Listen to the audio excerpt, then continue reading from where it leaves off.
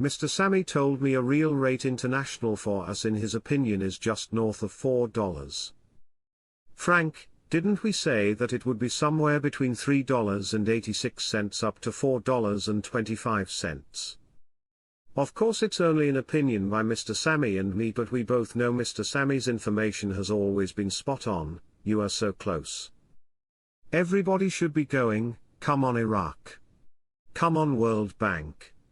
Come on Bank of International Settlements, IMF, US Treasury, US Federal Reserve. All those players have been involved, and they still are. They are not going to have a 1,310 exchange rate.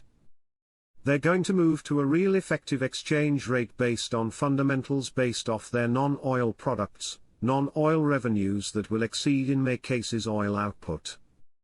The international coalition officially announces the end of its mission in Iraq within 12 months. It must be that time of the year. Every year they say the same thing, within 12 months.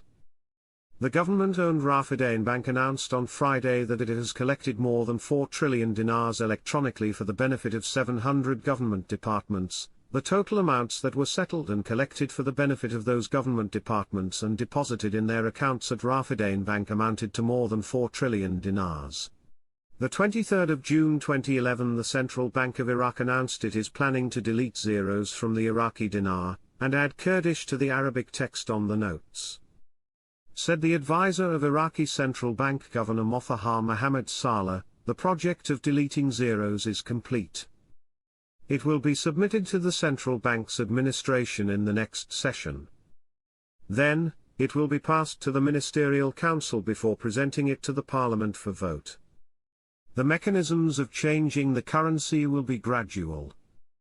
It will be preceded by awareness campaigns for citizens. The new currency will be printed after deleting the zeros and will include the Kurdish language in addition to the Arabic language.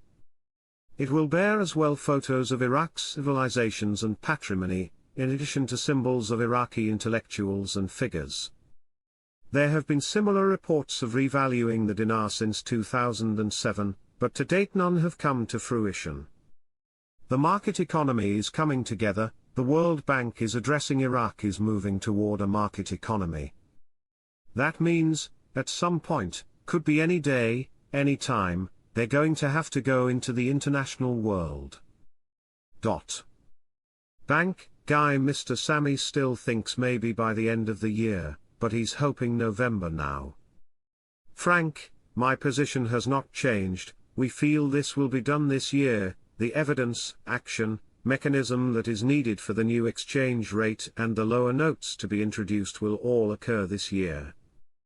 The dinar is not going to change in value in the country of Iraq as a result of the project to delete the zeros. No one in Iraq is going to get rich off this swap out, so when we exchange, outside of Iraq, we exchange our dinar, we will get the rate of exchange for our own country according to the exchange rate. The banks are going to be very strict on this. The clock is no longer ticking, it's done. All currencies are set to go this time, no technical issues present.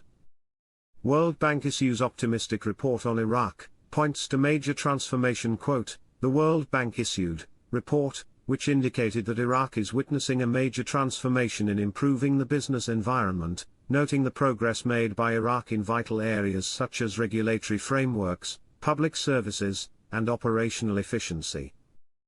Economic expert Nabil Al-Masoumi expected on Friday that the price of a barrel of oil would rise to nearly $200 if the war in the region expanded to include the Gulf states, and Iran closed the Strait of Hormuz and cut off the flow of about 20 million barrels of oil to global markets daily. The expert spoke in an analysis published today about the two expected possibilities regarding what he called the coming oil war.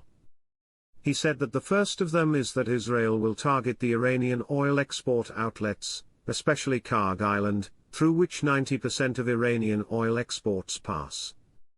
This means eliminating 1.5 million barrels of Iranian oil from the market, which will raise prices by about $5 per barrel to $82.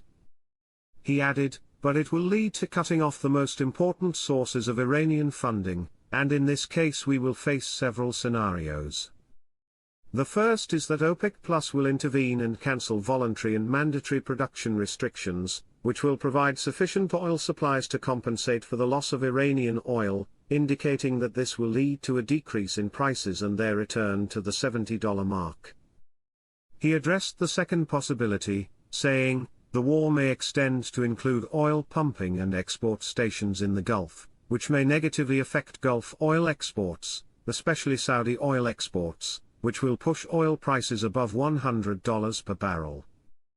Al-Masoumi also pointed out that Iran had previously confirmed that preventing it from exporting its oil to the world also means preventing the exit of oil from the Strait of Hormuz.